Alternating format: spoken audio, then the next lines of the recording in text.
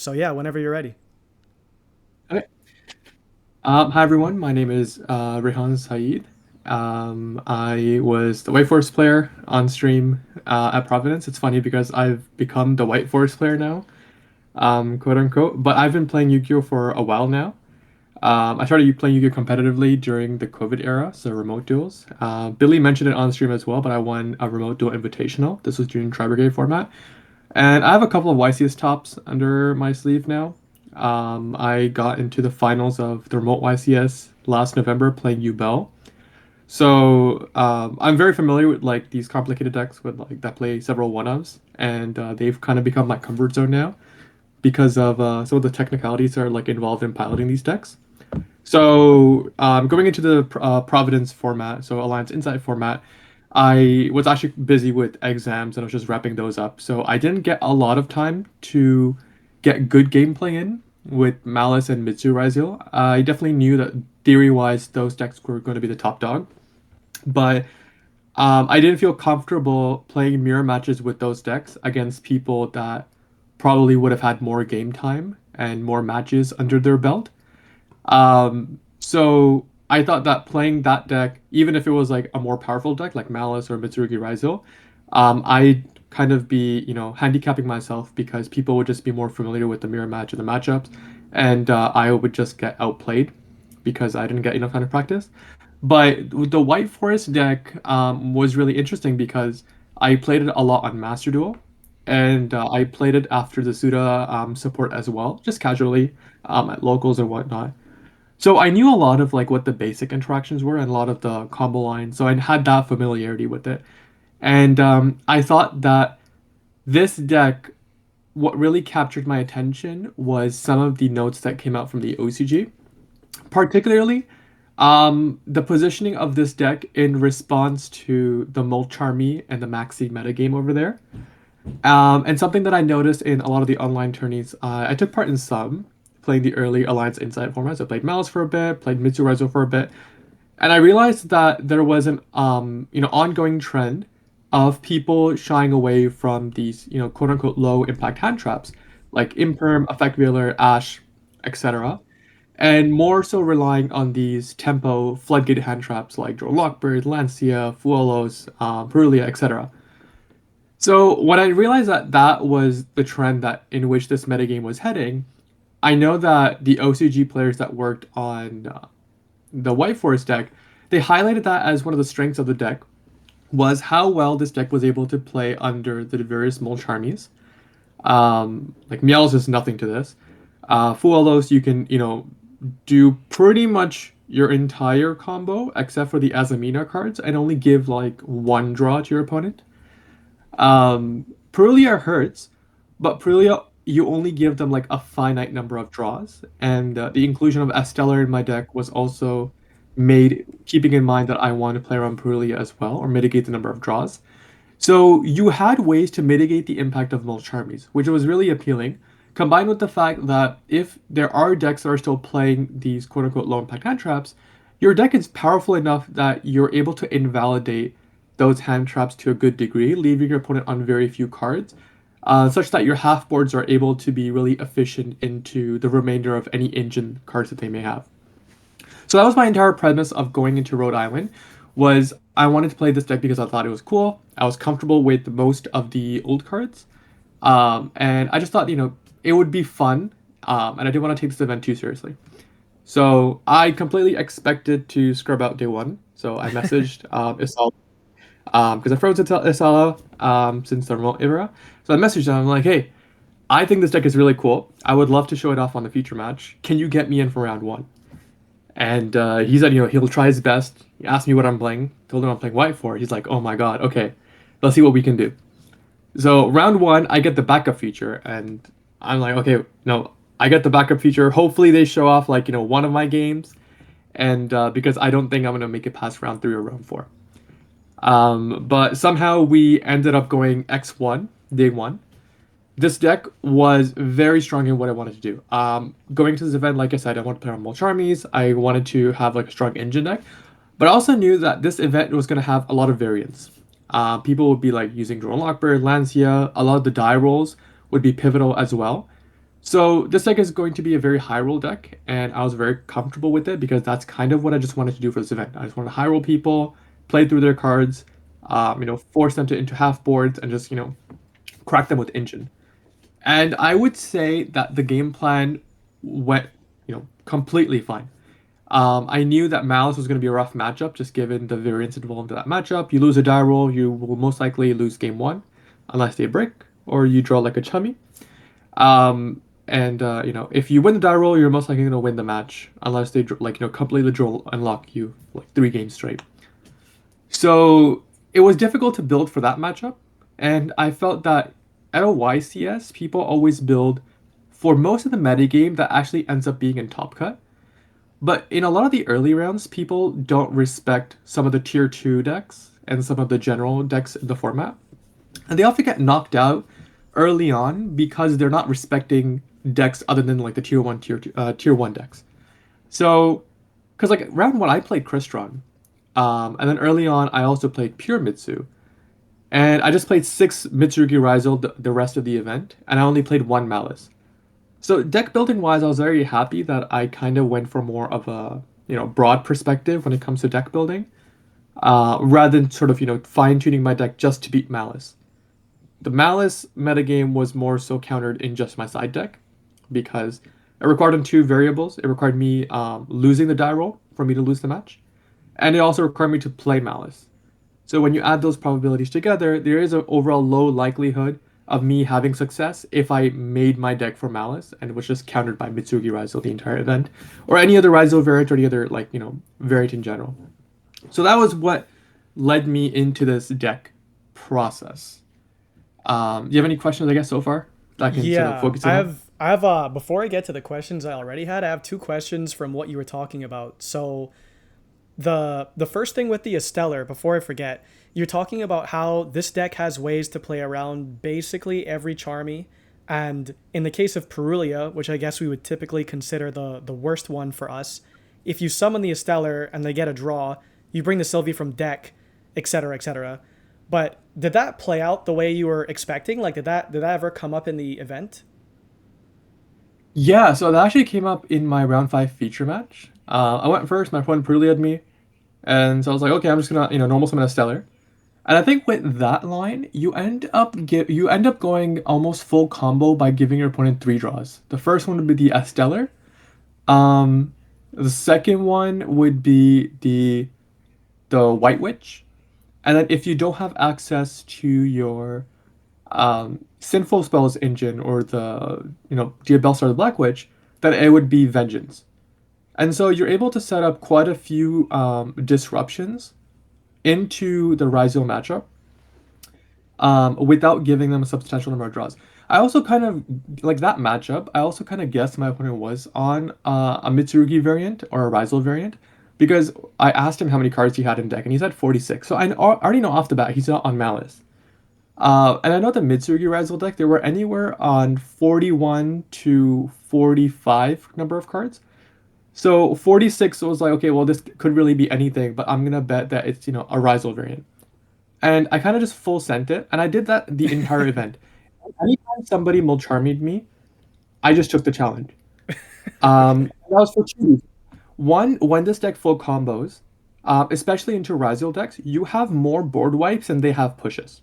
Um, so their pushes are Ice Raizo for a second body, the X10 Sword, and then the Node, right? So they have 3 overall pushes with the Raizo engine, and you have your Synchro Diabell into Sylvie for a Book of Eclipse, that Silvera.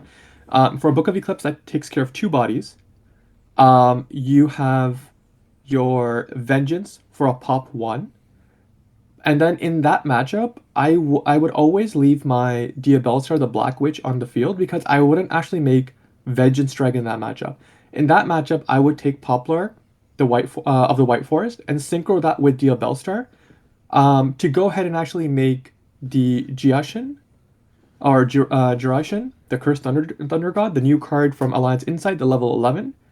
Because unlike Vengeance Dragon trades 1 for 1. It's premium removal and it's amazing in the mouse match. But against the Raizo matchup, not so much because it's only trading with 1 body. when you go ahead and synchro into Duration, not only do you get the Diabellstar follow-up, because Diabellstar will reset, but you also get a Regeki on the opponent's field, which turns your body into 2 for 1. So I thought that was really valuable. So already we have 2 board wipes, quitting Solvera as a board wipe. We have 1 pop, and we also have our Guardian Chimera play because of Sinful Spoils of the White Forest. So that's 3 board wipes, 1 pop, and then 1 Morian to Book of Moon, our monster. Against the Rizal matchup, I was using Morian more so just to make one of my own monsters live because they would always go X, into aggregator negating either the Vengeance or something else. If they always went for the Synchro monster, the Diabell Synchro, I would just book the Synchro face down and then allow it to resolve. And it came up several times. People just would go imperm or aggregator onto one of the monsters, and then they would just take their guard off, assuming that that monster is now taken care of.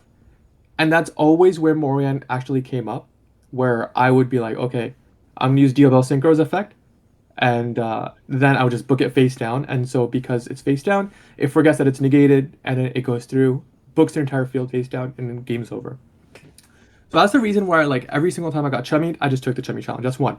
The second reason was when I said earlier, when I was looking at deck building trends, since a lot of these decks were maining anywhere from 6 to 7 chummies, the likelihood of them drawing into hand traps is actually not that high.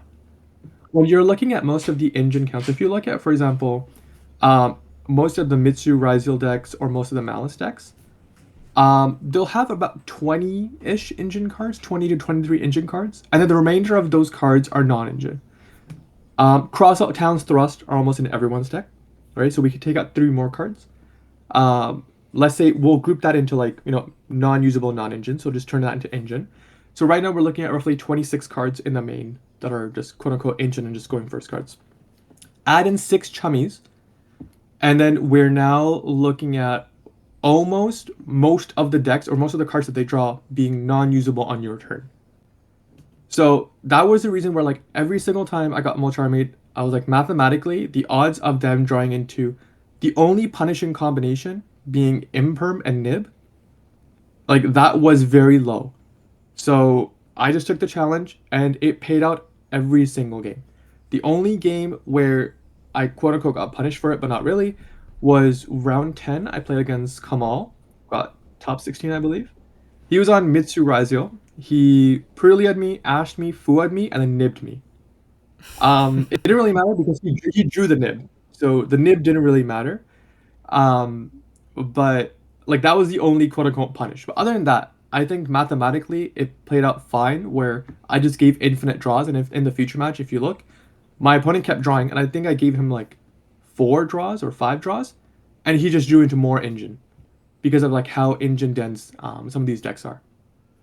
Okay, that's pretty interesting. So the also two things just to zero in on that maybe some people might not be familiar with. The situation you were talking about with the Esteller and the Perulia, when you Esteller and you declare effect to summon from deck, depending on what Charmy they've hit you with, they may be disincentivized from even stopping the Esteller from resolving because it may prevent them from getting a draw, like if they Fool Lost or whatever. That has never come up for me because I don't play it, but that's a pretty cool idea you're talking about, doubling down on playing around the Charmies. And the thing about Morian, I think this was also on one of the features where you needed to resolve something, and so you had to book it. Maybe it was the Diabell Queen, I don't remember. And that, if I remember correctly, if it was already negated, even if you shuffled it back off of the Sylvie, it would still resolve negated in the extra deck. But flipping it face down is different because it does purge the negation. So that's a pretty cool type Correct. of interaction there. But I'm also curious, like, the aside from that type of trick with the Morian, how do you feel about this card overall? Because there's Simple Spoils of the White Forest, obviously, as the other generic target that most people play. Do you feel like Morian is actually needed? Or did you even consider playing anything else or taking this out? So initially, I was on woes, and many people in the White Forest community can sort of attest to how powerful woes is. The issue I found with woes is that it was a lack of accessibility because it's only sort of accessible via Sylvie or accessible through Arciela. So Morion is a bit different because Morions I put in later, but I actually cut Woes for Sinful Spoils of the White Forest because it's accessible through various parts of your engine, right? It's accessible through your Sylvie, your Arciela, your LZ Azamina, and your Diabel engine. So it was more so the accessibility that I put in Sinful Spoils of the White Forest. Um, and then I cut out Woes for that reason. The other issue with Woes was the fact that when you play Woes, it loses to Ash, Impulse. It also plays into Fuelos on your opponent's turn. So if your opponent Fuelos you and their draw phase, you're now giving them two draws if you're playing Woes. And then the other issue was Woes really only makes you tunnel in on Silvera, but that line also loses to Bell, which I found was also gaining in popularity. So Woes had a lot of issues with it in terms of like why I ended up cutting it in favor of the Sinful Spoils of the White Forest. But in terms of Morian specifically, I added it in because I didn't want to have too many trap cards in my deck. So right now I only have three trap cards in my deck, and I added Morian in after I cut Woes, because Morian is overall quite slow. But the reason I added Morian in specifically was for two reasons. One, I liked its card economy because if you draw it, you can send it and then it resets, right? So I liked it from that perspective. I also had several times in testing where I would go Diabell's the White Witch effect, and I didn't really have a good target to send because, I've, for example, already resolved Curse of Diabell and have Philia enhanced. I was able to add Vengeance, etc. But Diabell's ability to like send Morian as well and have that reset because Diabell's is a level 5 or higher illusion monster, that came up as well. So this is technically a third reason. But the second reason is actually for Vengeance. Now, there's very few trap cards in the deck, and so your turn one play is always going to have the Vengeance, banish Curse of Dioba plus another trap. I know a lot of people argue of like, why don't you play Imperm? Imperm's a free trap to send, but Morian is a searchable trap. If Morian gets banished, you can always recover and get Morian back in rotation. So Vengeance, technically, you always have a trap on demand to send to grave or add to hand that you can banish and get Vengeance back online. So that was like, those are the three reasons where I felt Morian actually had a lot of flexibility in this deck and had value outside of its own effect in terms of why it would need to be played. Okay, so I have a couple more questions about the things that are, I think, most contentious, at least in my Discord, and then I want to ask you about the extra deck too. So, two things mainly.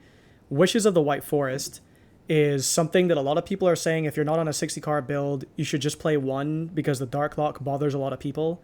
And the other thing is a lot of people were saying that Foolish Burial Goods is not good unless Goat is good. And if you don't expect like a heavy Ryzeal matchup or whatever, then some people don't like Goods. I What do you think about these two cards in general? Like, how much of it do you think is you're putting this in the deck because it's good for White Forest in a vacuum, versus how much is it worth considering if it's a meta call to play these cards or not? Okay, so I guess I can start with Foolish Burial Goods because I have very strong opinions about that. Burial Goods was actually something I put in the deck rather late into testing. I was actually not playing this card because I didn't grasp the full utility of it until it started coming up more and more in testing. And so initially I was on two Foolish Burial Goods, one Blackout Laughs, which is insane for ratios, but it was there. And I realized that there's a lot of flexibility for what Foolish Burial Goods can enable. Obviously, there's the application of Black Goat Laughs, and in this metagame, Black Goat Laughs send call anything, right? If you call a detonator, that game is over, like instantly on the spot. If you have an answer detonator like Subversion and they're not on twins, then you just call Murakumo, and that entire access of the engine is gone. So obviously, Black Goat Laughs is a very powerful trap. But also, I realized that the White Forest deck as a whole is not that resilient in terms of like the one card starters playing through hand traps, like the minimal hand trap, right? Ash, Veil, or Imperm. But Foolish Brittle Goods technically is a self-contained engine, and I feel like a lot of people have touched on this, previously. But if you can just get the White Witch and Vengeance in rotation, then you're very much in control of that game, depending on the card economy that your opponent has left. So if everything else fails, your LZ gets, ashed, your Sylvie gets impermed, There's not a lot, going on for you. As long as you can resolve one Foolish Burial Goods into Curse, into Philia, into the White Witch, you're so in control of that game.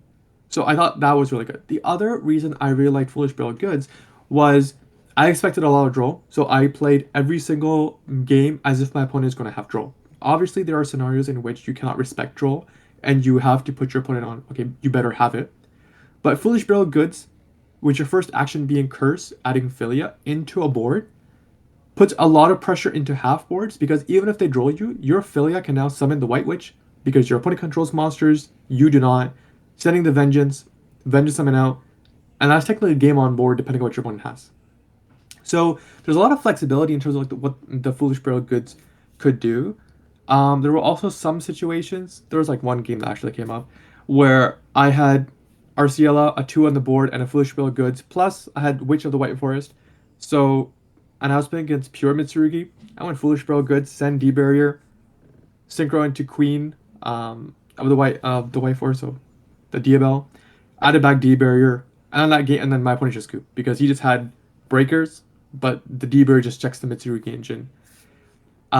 So Foolish Burial Goods, I think overall in my head added to the consistency of the deck because if you open nothing and just like non-engine plus Foolish Burial Goods, you're still playing that game, which is all I really want from this deck. And then in terms of your other question, the Witch of the White Forest. So this card is actually weird because I agree that the Dark Lock can be difficult to deal with sometimes.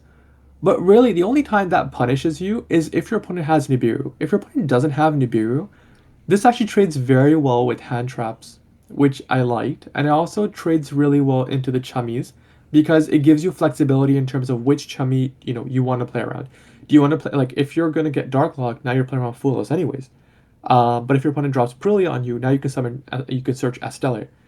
So I thought the Witch of the White Forest was very good. It also sort of gave you good follow up because it gave you additional targets for your Sylvie to search on the pass back.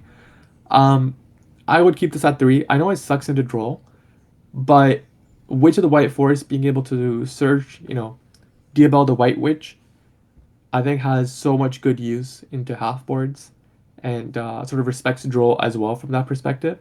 So I think I'm very much, a promoter of 3. The other reason actually is also when I was doing the early math on this deck, I was actually on 43 cards. So no Stellar. It was just 3 LZ, 3 Sylvie, and 3 Witch of the White Forest. So those were 9 pure White Forest starters in 43. It's difficult to calculate the consistency of opening engine in this deck because there's several 2-card combinations that get you there. Obviously, if you see the extra deck, I also played Chorizo. So that technically means like Diabell Star and Wanted Seeker of Sinful Spoils is also quote unquote an engine starter. But it's a very fragile engine starter, so I didn't want to consider it as like a White Forest starter. But in terms of your probability to see an actual pure White Forest opener, 9 and 43 was 71%, which is very low. And that was concerning. So the worst thing that can happen to you in a tournament run is you open a very powerful engine deck like this and you open your 5-card hand and you just don't draw engine. And so now you're just you're turning games that you should have won into losses for no actual reason. So by adding the 2 Stellar, you went into 5 normal summons in a 45 card deck, which is completely reasonable. You have a very low likelihood of opening 2 normal summons. But now by adding 2, so making it 11 pure White Forest starters in 45, the consistency of you opening 1 pure White Forest starter jumped up to roughly 79.5% in 45, which was a percentage I was very comfortable with, because I do try to build my decks with math. Obviously, sometimes you don't open what math sort of tells you to open, but I think just the logic and theory behind it made sense. So, do you think that did you ever consider so that the thing about a stellar giving you another option for playing around Charmies, especially with it being a search target for Witch? Um, did you ever think that maybe you would just play one Stellar instead, or were you actually okay with opening that in your hand and just that would be your normal summon? There was no like conflict there. No, there's no conflict. I was perfectly fine with like opening that normal summon. I just want to see a starter. It could be LZ, it could be a stellar. It doesn't really matter what. I just wanted to be able to like play the game. Okay. Okay. And then you were talking also about how there's certain half boards that are much easier to beat if you have something like burial goods or filia or whatever into that. So are you talking about specifically like if you go second and you draw Fua or maybe Droll and that is the cause of the half board? If that's the case, did you consider maybe instead of Thrust also playing some other Charmy? Or, I mean, how big of a consideration was that creating a half board to play into? So Thrust is also a bit different. So the reason I really liked Foolish Brittle Goods and Thrust in this deck is that they can pivot based on your needs, which is something that I really value about this deck. It's flexibility in terms of playing into non-engine. So your opponent fools you, you have options to play. Your opponent Prillias you, you have options to play. Um, and depending on the deck, your board can also kind of change in terms of what you're ending on as well. So Foolish Brittle Goods and Triple Tactics, being able to be flexible into non-engine and engine I think sort of created it such a nice option for it to be as non-engine but also be engine as well. There were so many times where I went like triple tactics thrust into curse. Like for example, my opponent just like fooed me in standby phase. I was like, okay, I opened deal Bellstar. I went thrust set curse, deal Bellstar second curse, and now suddenly I have good plays into the Fua. Whereas normally, like if that was a chummy, that would have kind of backfired. Um, so that was the reason where like I really valued thrust, being an inclusion into this deck and foolish burial goods. So when I built this deck, I kind of really wanted to build the engine, before I looked at the non-engine. Just making sure that if I'm winning the die rolls, that I do win those games. Obviously, draw is a factor, and I can touch upon that later. But that was the reason where like I went three foolish brittle goods, three thrust, and those cards were for me like non-negotiables, and like I needed to like have them in my deck. Then when building the non-engine, um, like I said, I kind of wanted to build for a broad metagame. So initially I was siding Jewel and Lockbirds, and I think I was actually maining Lancia. I was maining Lancia because my thought process was if I get into top cut, I'm gonna play a lot of Malice, and then over the course of Swiss, I'm gonna play like 50% Malice, and that was my thought process. So Lancia being able to be used as like a spell and trap send when set, but also being a hand trap for Malice was very attractive, and something I considered with some of my testing partners. But I was like, no, I think that's building too hard. Let's just focus on Swiss before we focus on top cut. And I put Drone Lockbird in the main because so that I can also main Crossout Designator, so I can increase my win percentage for going first as well. And ultimately, Prulia didn't feel that impactful, which ended up being something I cut. There was also a draft of the list where I was siding two Drone Lockbird and maining two Prulia, so I would have five Chummies going second. But that just created weird siding patterns. And then I didn't have enough cards to side in into the Rizel matchups. So I just ended up just keeping just the three Fua in the main and then siding the three Droll and Lockbird. And because game one, I actually thought Droll was fine into Malice.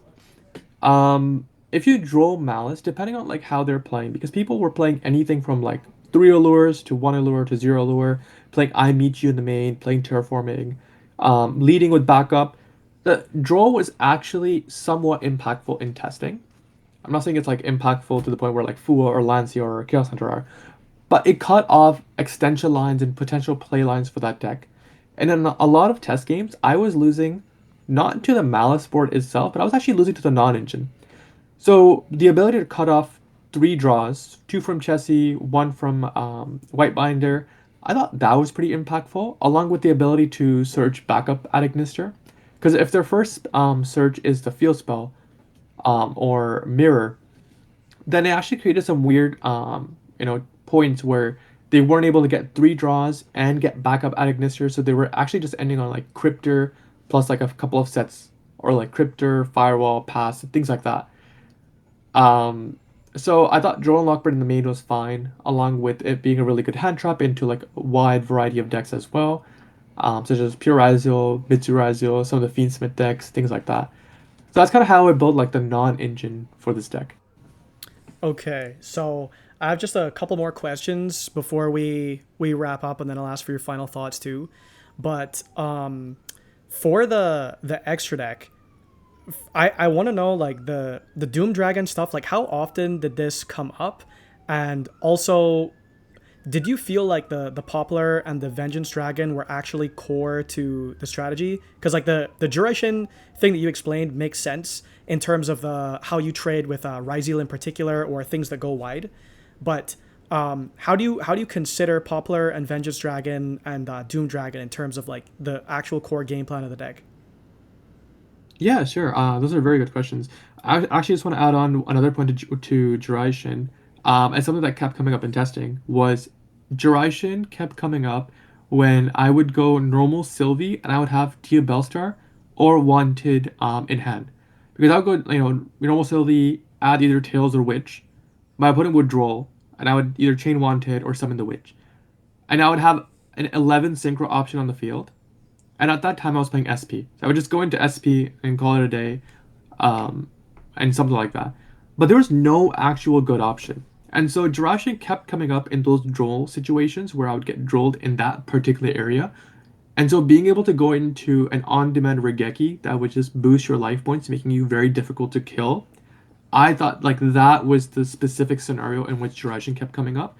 And it was only during the tournament that I realized I'm like, hey, the Regeki effect is actually much more impactful against Ryzo than like the Vengeance Dragon effect. So that was like the primary reason for Jiraiya's inclusion. Was that Sylvie Diabellstar situation that came up under Droll. Now I guess to answer Doom Dragon, Doom Dragon was a very very last minute inclusion.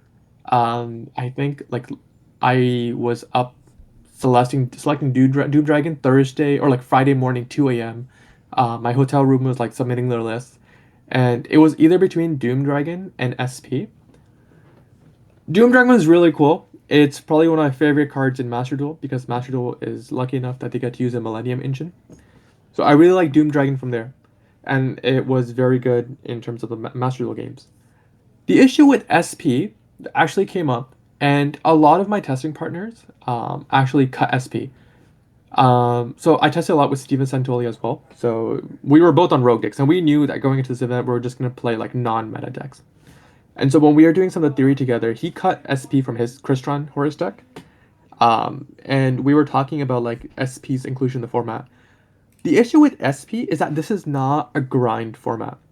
So when you resolve SP's effect, that means you're not killing your opponent. Meaning your opponent has a chance to launch like somewhat of a counterattack, right? Depending on like how much you're able to play.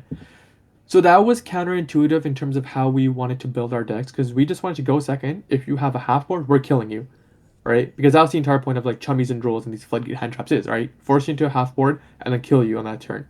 But when you have SP in your deck, that means you're not killing them, creating weird scenarios.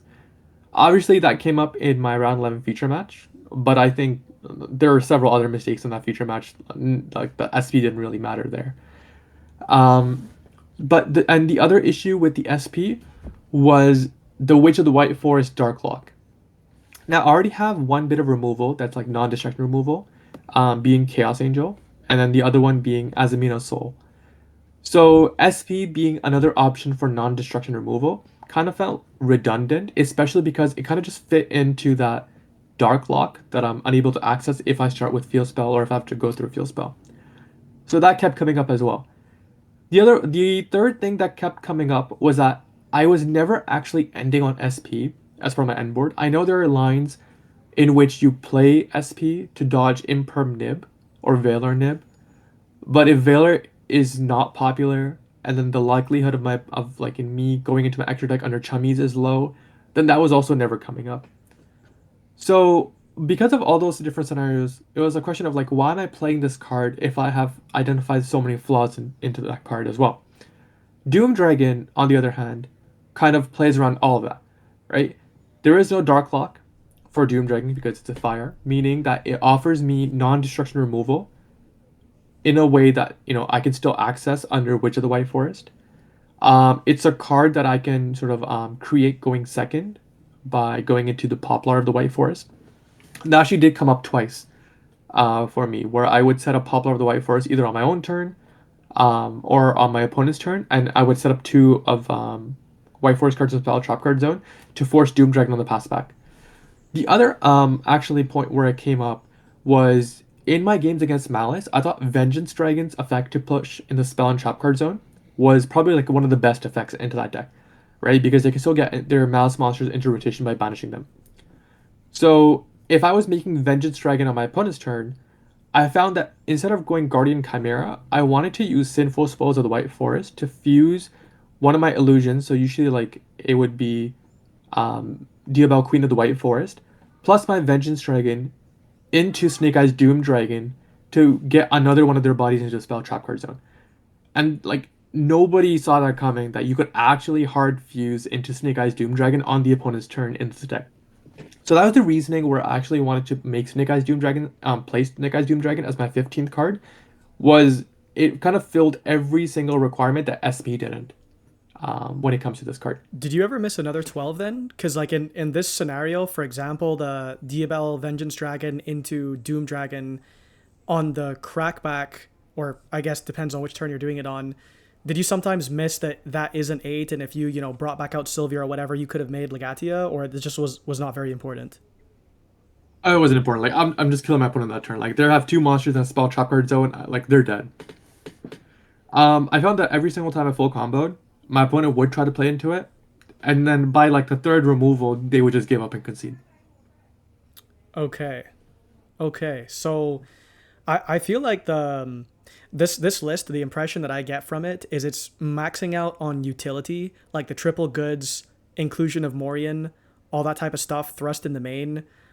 And it seems like one of the more flexible lists that I've come across so far. I personally heavily dislike Esteller, but I think the reasoning that you gave for that is sound. So all of this looks like pretty great to me. So my last question is, looking over all of this, how much of this would you change versus think is basically like a palette going forward for building White Forest? Like I imagine, some of this, especially the side deck, is maybe like super format dependent, the Malice stuff especially, but overall, what do you think about the way this is set and whether you want to make changes or not? Um, so overall, I think this is like a very refined list. I saw like several other lists, both pre-Providence, and some post-Providence, like flexing around with the numbers, between anywhere from like 42, obviously to 60 as well. The issue I found with like some of the larger lists is that while they're able to like incorporate things like the Fiendsmith engine into that deck, I found two issues with going above 45. And even at 45, I was very hesitant on hitting 45 because I know in 60, if you can increase the number of like your non-engine, like your percentages of opening like two, or opening two or like two to three is kind of relatively same as like a 42 card list. But the issue is like the format that we're in right now, it's not a matter of like, are you seeing non-engine? Because if I open Ash and Valor, that's not the same as me opening Fuelos Purlia. The weight of each non-engine is very different from card to card. So it's more of a percentage of like, I want to see Fuelos specifically, or I want to see Lancia specifically. And so what is the reduction of my probability of seeing these specific cards if I'm increasing my card count overall? And so that was my only consideration was like, okay, well, do I want to reduce my card count somewhere? I'm not gonna say this list is optimized completely because I think that, there's still room for like more optimization in this list. I can see people arguing for like a stellar be cutting down to one. And I think like honestly, they're like few percentage points, but over the course of like a 12, 11, 12 round event for Swiss plus whatever top cut rounds, those percentage points, even as minimal as they are, do add up. So I can see like the argument being made over there. But in terms of like card count, I think White Forest right now would benefit more so from being between that 41 to 45 card range, rather than being like 50, 50 plus, just because of like the value of certain cards in particular. And by adding like more cards, we're diluting our ability to see more powerful cards for, just seeing quantity in general. Another question that I got a lot was why no Fiendsmith engine? Because Fiendsmith theoretically solves a big issue for this deck, being Drone Lockbird. I was on Fiendsmith for the longest time. I got the Fiendsmith engine specifically for this deck. And in Master Duel, I played the Fiendsmith engine as well. Granted, I only played one Engraver in Master Duel to access, as part of combo. Or like, and there we also have Elf. So when we had Beatrice legal, we were accessing like Stellar through like Elf Beatrice. But I cut Fiendsmith from this deck because an issue that was coming up in testing was the lack of ability to open non-engine going second. Obviously that's kind of mitigated by when you're playing like a 60 card deck or like a 55 card deck. But I found that the Fiendsmith engine Sanct was a big deterrent because Sanct is like the best card to play into draw. But now if you're getting drolled going second and you're having to use Sanct, now it's like okay, well, your engine is losing out on non-engine space, but and you're compromising it with more engine, which I don't think this deck really needs because I think the engine itself is very strong. So if you're playing Sanct, now it's difficult for you to OTK, which is something I really liked about this deck, is the ability to OTK under different lines. And you're also introducing several breaks, whether it be like Lacrima, Paradise, things like that. And you're also taking away from like the toolbox flexibility of a lot of the Azamina cards and some of the other cards for a large Fiendsmith portion of your extra deck. So those were a lot of the negatives that I found for the Fiendsmith deck in terms of like why I didn't end up playing it. Obviously, it does help under draw. Very good under draw, but like it's poor under Fua. It plays into some of the other chummies as well, like Meows. So I just thought that okay, well, to mitigate the impact of one hand trap, I am now playing into other hand traps and decreasing my ability of opening non-engine going second. Because when I cut out three Engraver, one Lacrima, one Sanct, one Paradise, I was able to comfortably fit three Thrust and three Foolish Burial Goods. And those can be either engine or extenders or non-engine, and just literally whatever I want. So those six definitely changed the game for this list, and why I felt really comfortable all of like YCS Providence in terms of playing this deck was literally those six cards. Such good cards to have in this deck. And obviously, like you said, this list is meant to be a bit flexible in terms of like encountering different scenarios because you can build for a particular metagame. And like we saw at YCS Providence, a lot of people built for like a Malice dominating metagame, but a lot of people, myself included, and some of my testing partners included, we only played like one Malice. So if we built our list just for Malice, just for Droll, and just got like hit with seven Prulias, seven Molcharmies on the main deck, we would have had a really bad time. But I think playing a list that is a bit more flexible into an unexpected metagame is a bit better, and why I kind of strayed away from the Fiendsmith engine and opted for just the pure deck. Okay, that makes sense. All that reasoning sounds pretty sound to me. I like this list. I also just personally don't like the Fiendsmith cards. I think they're very stale now. So it's cool to see a flex list with all these different options. I think that about covers all the questions I had. So I think I'll stop the video there and then debrief with you after. But thank you for your time. All right, sounds good. Thank you so much.